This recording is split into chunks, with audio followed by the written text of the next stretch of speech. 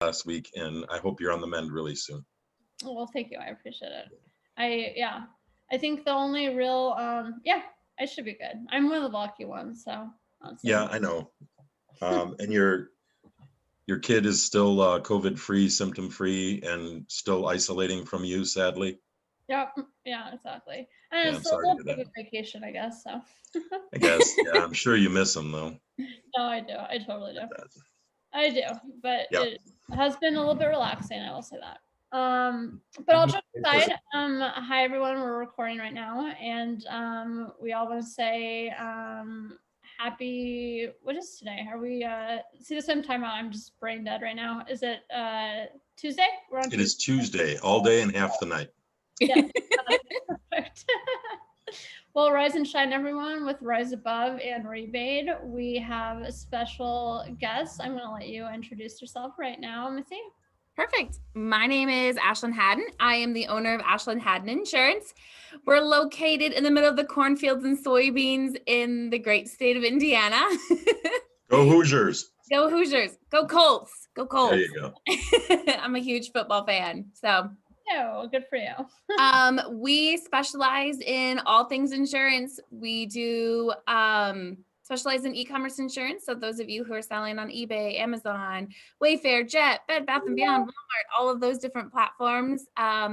We help you from if you're just starting out and you're a new seller, doing RA, OA, and wholesale, all the way up to you doing a private label brand. We help you all the way through. So thank you so much for having me. Rise and shine. Sure, and I forgot to also mention my two co-hosts. We have Dan Trumbull over here with Dan Trumbull Consulting. And Hello, everybody. we have Brendan Fields with Rebate. Hey, guys. Ashlyn, before we get into what it is you do now, I loved the last conversation we had. You kind of talked about your background and how you got into it. Can you regale us with that story again? Sure. So I started, my first career was in banking. I was moving from the Chicagoland area back down to Indianapolis. And one of my friends came to me and said, hey, one of our companies are hiring. Maybe you should go apply there. And I was like, well, what is it? And she's like, well, it's insurance. And I was like, I do not want to be a used car salesman. I'm not interested in selling insurance. Like that's just not me.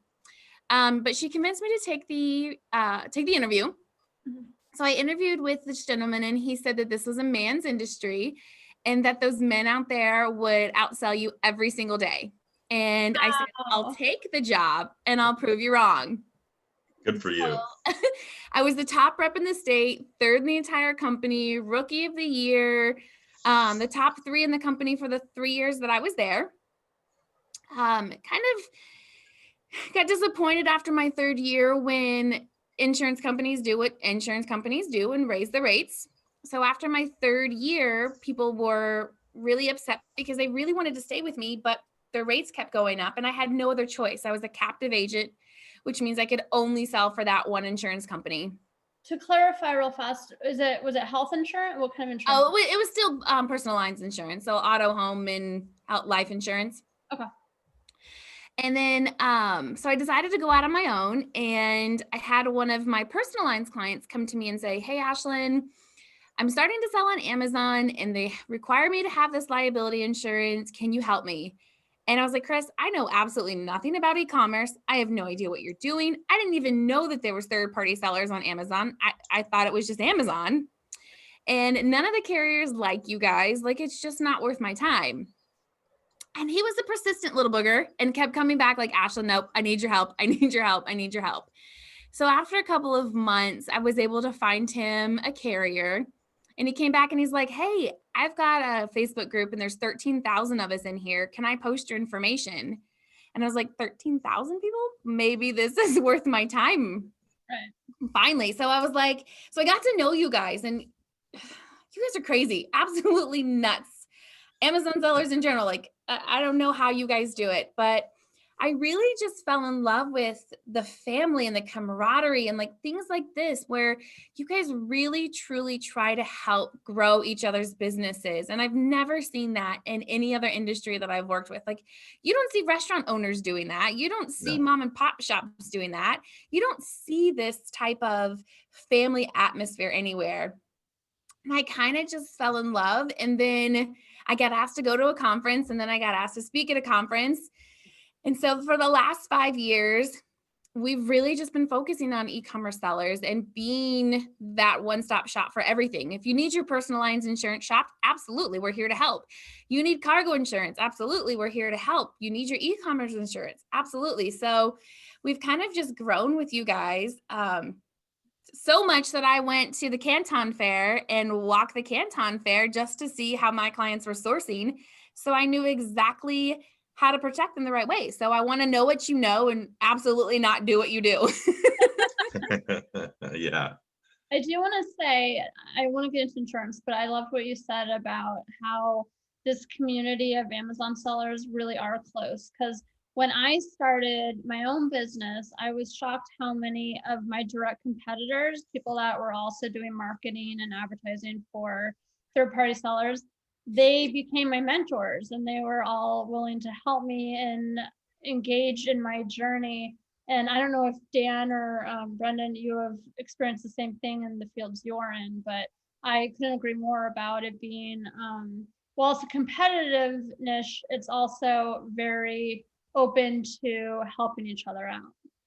Definitely cutthroat. So don't hop on each other's listings. But other than that, Yeah, I mean, my experience is similar, especially with things like this podcast, Facebook groups. It's a small pond. There's only, only several million of us that do it, but we all do it in kind of isolation, right? We're all our own separate little islands, kind of working towards the same thing. We want to sell our stuff on this platform that is the best in the world, but still, let's be honest, has some opportunity for improvement. So I think there's a lot of things like that that bind us. Like, I work from home and sit in front of this webcam all the time, and there's no gathering around the water cooler, things like that. So I think there's a lot of factors that make that true, but it definitely is true in this industry. Brendan, what about you? Have you found a lot of mentors that have helped you in your journey? Yeah. So I definitely have, just like Dan said. So I did this for 4 or 5 years, and I had never talked to another Amazon seller. And I remember the first time I did, it was like a lost like sibling. Like, we had so much in common. Like, so yeah, that definitely is true. And you learn a lot about business and like, to the insurance thing. Like, I went the first 3 years of my business without having any insurance. And I remember, I think it was when I got a bank loan, they asked for a copy of my insurance, and I pretended I had it. I right back to them, and I ran out and got a insurance policy.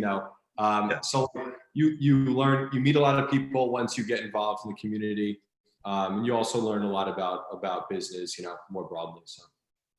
No, don't follow Brendan. Don't get your insurance after you need it. Get your insurance before you need it. yeah, I remember our last episode, you were talking about, you had a specific client. I'm sure you have tons of examples of this, but you had a specific client that was interested in insurance and then didn't. And I think you said like a week later. I mean, you can tell the story because I don't remember. Yeah. Exactly, but. So the one big example that I like to share is just because it's, everyone's like, I don't want to pay for it right now. So I was at a conference, and this gentleman came up to me and said, hey, I've got a warehouse. I'm selling on Amazon. I need my Amazon business covered, and then I need some inventory covered at my warehouse. So we quoted him up, sent over the policy, and he decided that he didn't want to pay that price right now. And it wasn't crazy expensive. It was probably a couple $1,000s, but he had a lot of inventory. He comes back, I don't know, it was a couple months later, and said, hey, about that policy, I want to get that issued right now. And like, right now is like the key word where we're like, okay, what's going on? Right. And I said, hey, why right now? And he's like, well, we were putting up some racking in the warehouse, and there was this pipe that was in the way of the racking. So we kind of moved the pipe. Well, I guess we didn't put the pipe back tight enough, and the water leaked and put 4 inches of water in my entire warehouse. So we had like $250,000 worth of inventory covered in 4 inches of water. So he's like, I want that insurance now. And it's like, hey, bud, I can't insure burning building. I can't insure this now that there's already been a loss. Moving forward, absolutely. If you're dummy and do this again, then yeah, of course I can cover it, but I can't cover what happened in the past when you didn't have insurance. It's kind of like pre-existing conditions. Exactly. Exactly. Like, I don't want to take on this medical nightmare. Right. That's funny. So I know that, and I want to talk about hazmat goods and hazardous goods. But in general, would you say that everyone that sells, whether on Amazon or any kind of platform, should everyone be insured? Is that like just something that you would say across the board? Absolutely. So if you're selling on Amazon's platform as a pro seller, it's in the terms of service that you have a general liability policy with products completed. You've already signed that you have it. You've also signed that you'll continue to have it if you're selling on the platform. So if you don't have a policy, you're breaking terms of service. That's number 1. 2, yes, absolutely. Everybody should have a policy, even if you're not selling on Amazon. If you're putting goods into the consumer's hands, we're in a very, very litigious country. And if you put something in the hands and somebody trips over it, stabs themselves, whatever it may be, they're going to sue you. And this policy helps protect you in case of those medical expenses. It also protects you if you get sued. It also, the big thing is your legal expense. It's going to pay to defend you. They are going to hire the best attorneys that they can because they don't want to pay out a claim. So they have the best attorneys to try to get you dropped from those lawsuits so they don't have a huge claim. So yes, absolutely. You should have insurance before you even ship your first item. But most of you have already shipped your first item, so you're not compliant already with your TOS. That's an important point to key in on is you're responsible to defend yourself regardless of how ridiculous the claim is. And I think, Ashley, when we talked previously, you said somebody, or maybe somebody else told me this, but somebody had tripped over a box. Tripped over a box with their product in it, and the person sued them. And I mean, it costs a lot. It costs, sometimes over $34,000 to defend him from that lawsuit.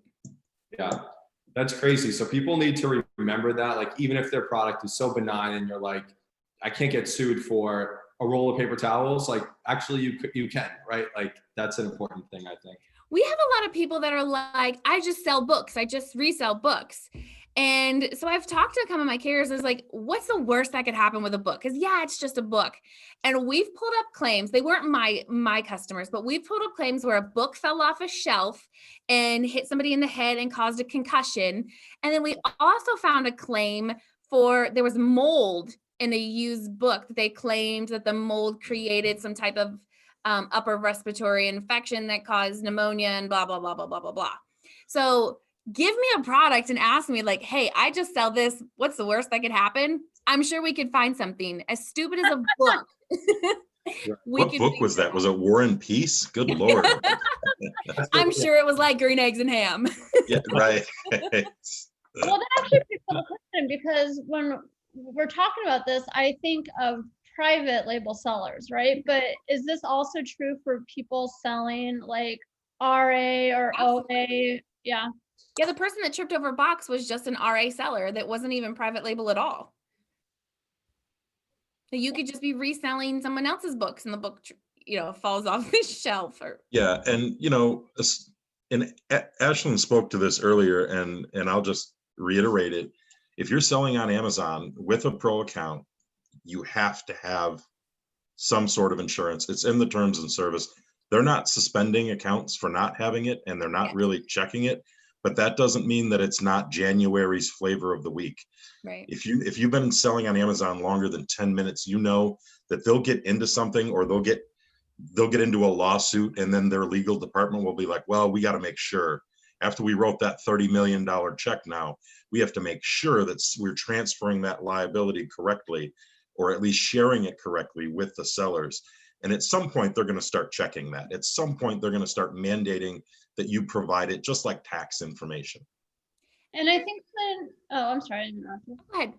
I was gonna say something you broached on last time was that a lot of the customers think they're suing Jeff Bezos or Amazon.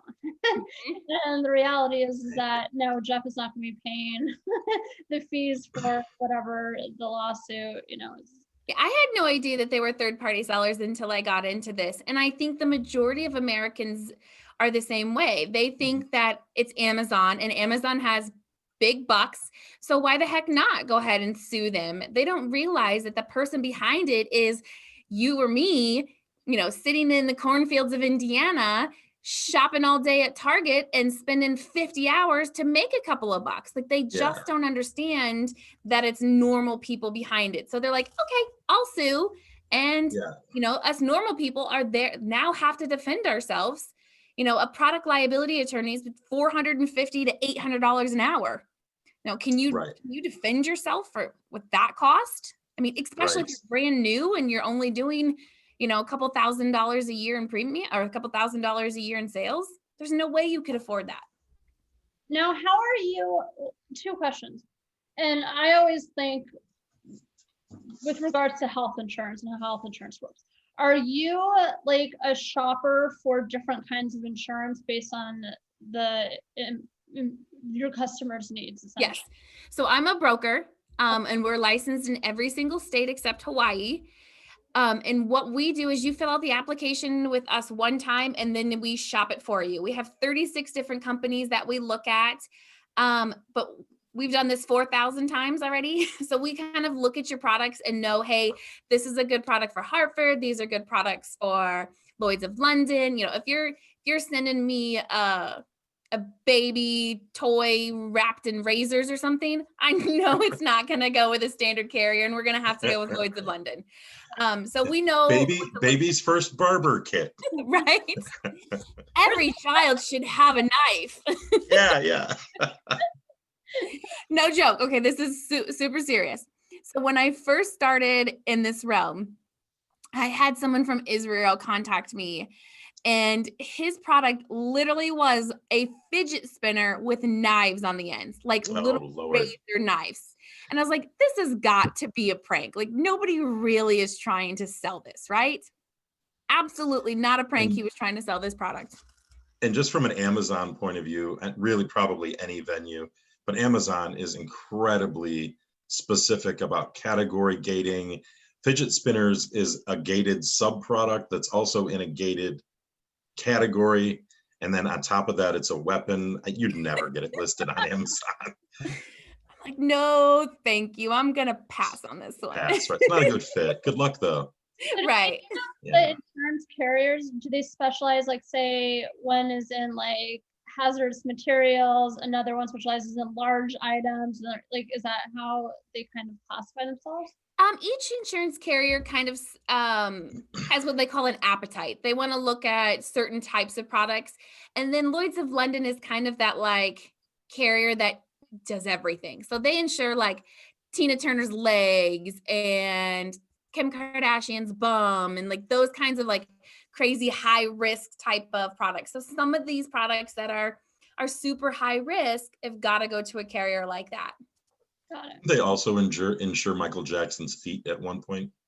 Oh, I didn't know that. I think so. I know they do Stevie Wonder's hands. Very valuable. And they do the Titanic. They were the ones that insured the Titanic and paid out on all of the deaths on the Titanic. Really? Mm-hmm. Wow, that's fun fact. They didn't go out of business. Right.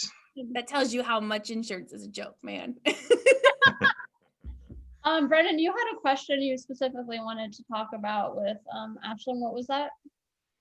Oh yeah, so when we talked to Ashlyn earlier, we were talking about the seller suspension insurance. So I had seen that, I guess maybe a couple of years ago, or maybe it was a year and a half ago. And I brought it up with Ashlyn. Ashlyn actually said that it was her thing. It was her company. I thought that was an interesting topic because I know that's the one thing that keeps sellers up at night is, what if I'm doing everything perfectly, I'm following all the rules, but I get reported by a competitor for something that's bogus, or just something happens, which you hear about endlessly on the forum. So maybe Ashton wants to tell us a little bit more about how that works. So when I first got into this 4 years ago, when I was learning what you guys are doing, I kept hearing over and over again, I wake up in the morning and I roll over and I grab my phone to check to see if I was suspended. Like, that is the first thing that my clients were doing in the morning. And I was like, this is ridiculous. If a tornado came through and knocked down the Starbucks that I insure on the corner, we help pay those lost incomes while they rebuild. I was like, why can't we do something like this for Amazon sellers? So I had worked with Lloyd's of London and created a policy for suspension. Unfortunately, was not paying out the way that I anticipated it to. I don't feel like it was the best fit for my clients. So I stopped selling it. We pulled everything off the market. I know it is still a huge, huge, huge need. And I am working with another carrier to create a different style of policy so it works best for my sellers. So in the past, it was all calculation on your sales and your inventory and this divided by this, multiplied by the square root of blah, blah, blah, blah. And it didn't work. So the new policy is going to be set up more like a life insurance or disability insurance. You get to buy your amount. So I want $10,000 worth of coverage for 50 days and it's X amount of price. So it's coming.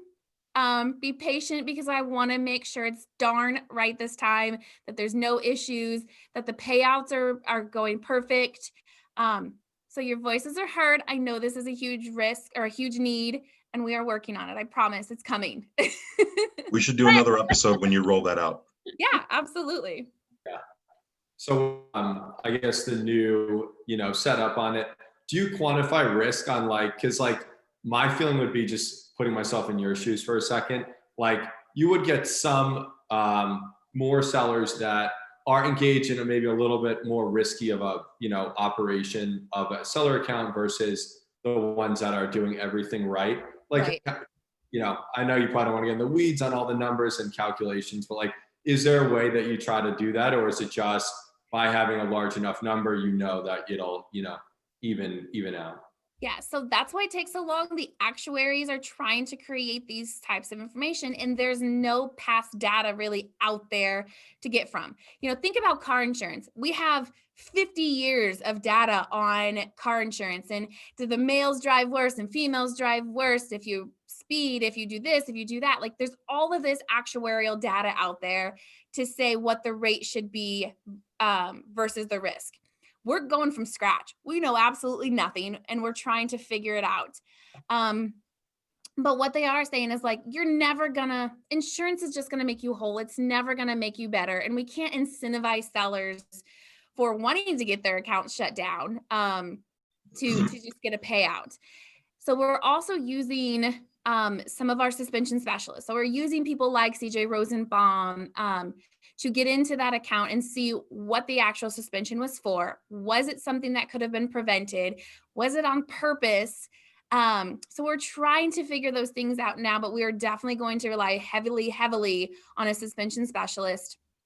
And it's going to be required to have a suspension specialist before you could even get a payout. So we're trying to figure those out, but it is definitely very hard actuarially to figure out what the risk is versus what the reward is going to be.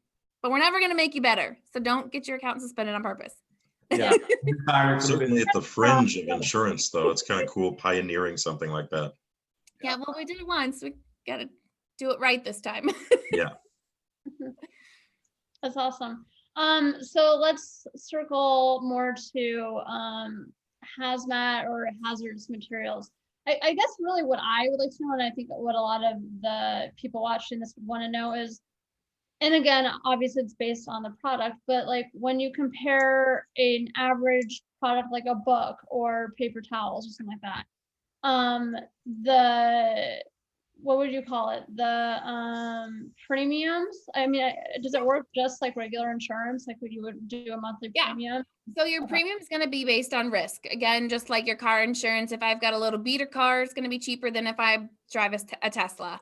If I'm selling a stapler versus a fidget spinner with knives, it's going to be different. So it is definitely based on risk. Your highest risk items are going to be anything that goes on the body, in the body, for a pet or for a child, or anything ingestible.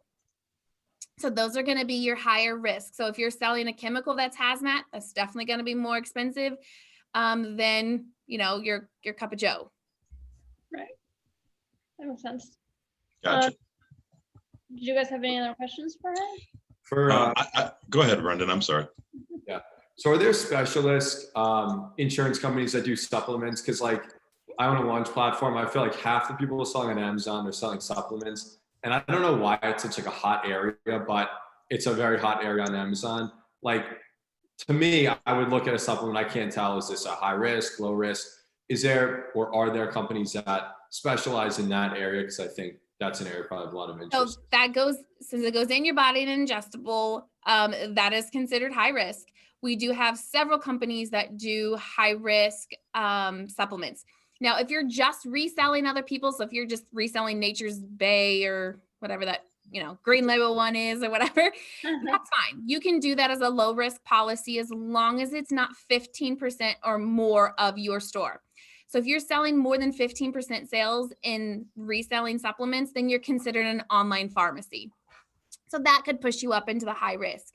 But if you're private labeling ingestibles, you're looking at least $1,500 a year or so in a private label ingestible. Still pretty reasonable for an ingestible. Yeah. What of all the products you can think of, what constitutes as probably the most expensive? Right now, the biggest one that we're seeing is like workout stuff. Really? Yeah, so we've personally had a couple of claims, and they're seeing a lot of claims with like resistance bands. Those little things that you like, they're bars that go up in your door and you do pull-ups and things like that. Anything like retractable, something that can come back and hit you. We're seeing a ton of that. Those types of claims.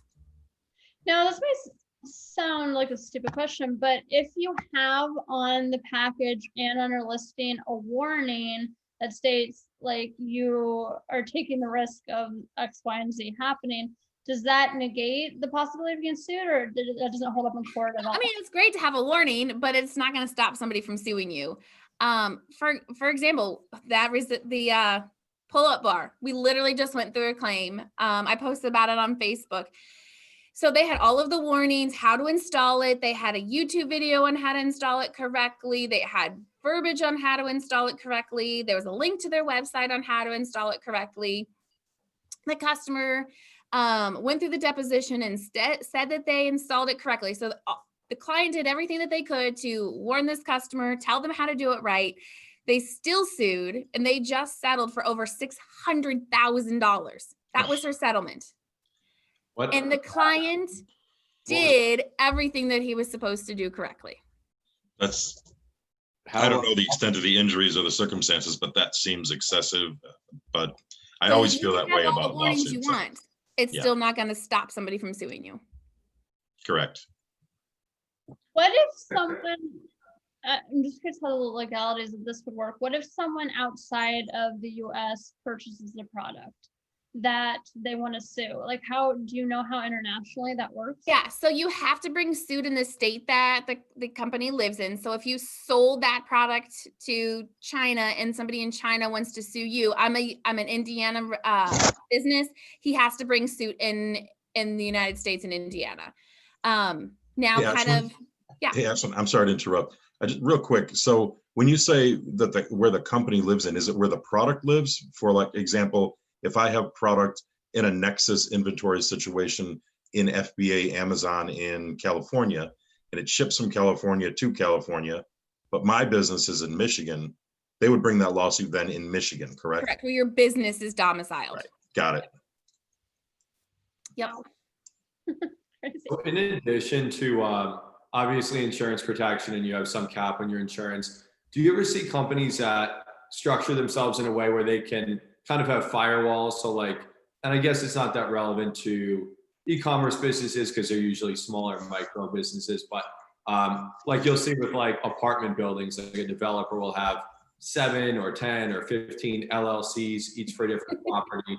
That way, if they get sued and something really bad happens and it exceeds their insurance policy, that it limits their liability to just that brand line, let's say, or just even that product, you know? Yeah. And so we do a lot with a couple of the Amazon attorneys and some of the CPAs, where we'll take a client and say, let's say that they do a lot of RA, OA, and wholesale, and they just started a private label product. And that private label product is halfway risky. We'll work with their attorneys and their CPA to divide those into 2 separate entities. So you can do your RA, OA, and wholesale under one entity. Then they create a second entity for those private label products. So if I'm doing $1 million in sales in RA, OA, and wholesale, and I'm only doing $10,000 in sales for my private label product, if my private label product harms somebody, that they're not getting this $1 million in sales over here, they might only be able to come after, a little bit over here. So we do see some companies doing that and kind of breaking those apart. But that's, again, something that you need to do with a CPA and your attorney to make sure that the tax benefits are good for you to have those as 2 separate entities. Yeah, risk mitigation. I have a client that has 4 different brands on Amazon and operates them under 4 different LLCs. Yep. We have a lot of clients who do that. And it probably decentivizes people from suing you if, the entity they can go after is very small, like in that example you gave, because, I think, and you could probably speak to this, but they may, when they do that original research, into, I guess, filing a lawsuit, if they see there's not much to go after, maybe they just don't even proceed with it, right? So. And your base policy is $1 million. So you'll have $1 million with general liability and product liability. So if you're a smaller company, we always say, like, you need to do your sales at least times 2. So if you're doing $1 million in sales, you might have $1 million or $2 million policy. Well, if you're doing $5 million in sales, you might have a $10 million policy. So they come and say, oh crap, well, there's a $10 million policy here. Let's go for 10 million instead of, oh, there's only $1 million policy here. Let's go for $1 million. So definitely, right. I think de-incentivizes them to go for the glory. Yeah. Now this probably applies more to suspension insurance, which I know you're still working on, but in general, if someone has been selling on Amazon or online for longer, like you have one client that has 5 established businesses online, they have no record of any issues, and they're trying to introduce a new product that they need insurance for, right? And then you have another client who's never sold on Amazon. You have no idea how they're going to handle their, you don't know how they're going to handle their product or their account or anything like that. Do you consider someone that's brand new more of a risk than someone that has been selling for a long time? Not really. On the suspension side, I don't know about that yet. We'll figure that out when that comes. But on the general liability side, not really, because it's all about the product. What kind of product are you putting into the consumer's hands? So if you're a new seller and you're selling low risk items, then I don't care. Right. If you're an older seller selling high risk items, I do care. So, right. I mean, it really is all about the items. Got it. Nice. Well, did any of you guys have any other questions for her? That's a nice segue into, I have just some stuff I wanted to hit on here with dangerous goods and hazmat. So basically, when you decide to sell a product, there needs to be an evaluation process up front as a seller.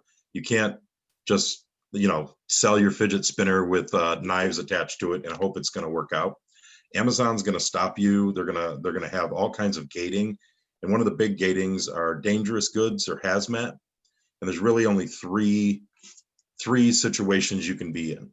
Your product is classified as dangerous goods and you have an SDS sheet, material safety data sheet, to tell Amazon, this is what my product is made of, and these are the official documents supporting that.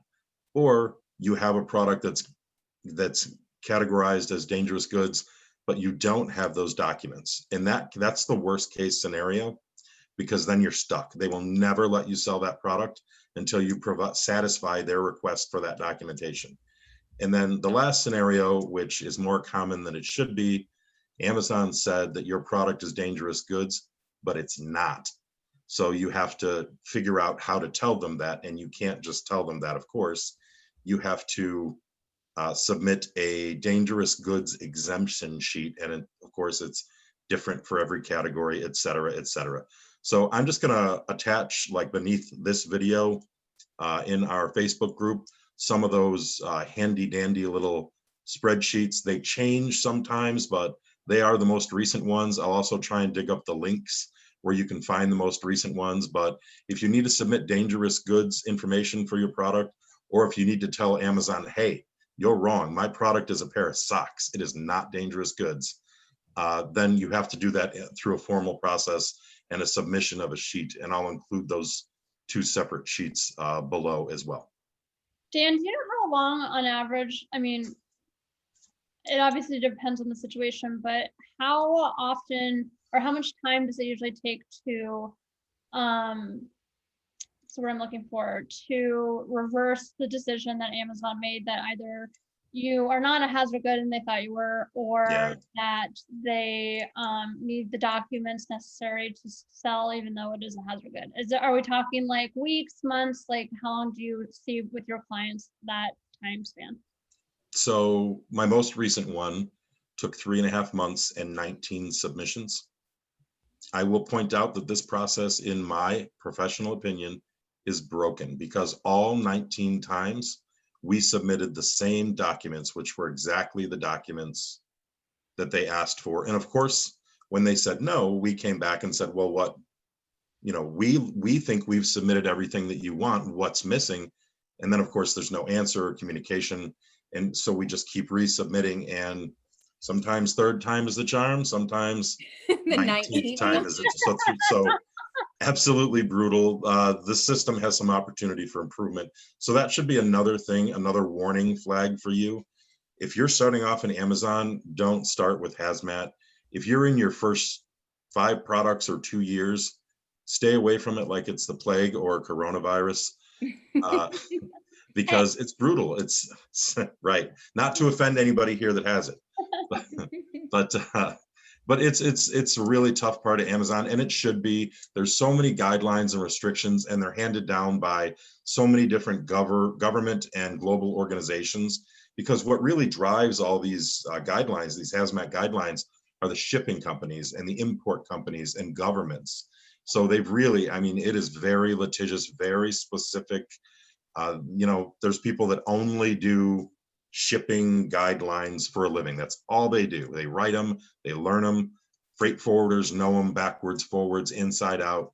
It is real serious stuff. And also, it's not just shipping, but if you're going to use the FBA service, which you should to be scalable, then those products are going to live in multiple warehouses alongside, happily we hope, other sellers' products. So we can't have cans of open kerosene or hazmat spinners with blades living next to socks and shirts. That's a recipe for disaster. So all those rules are in place to protect us as the seller and Amazon, and of course, ultimately, the consumer and shipping companies. But really, at the end of the day, because the system is imperfect or deeply flawed, to be honest, with Amazon specifically, you should steer clear of that unless you have a very specific vision and you're beyond your first 2 years selling on Amazon. Now, Ashlyn, I have to ask, I've been wanting to ask this whole time.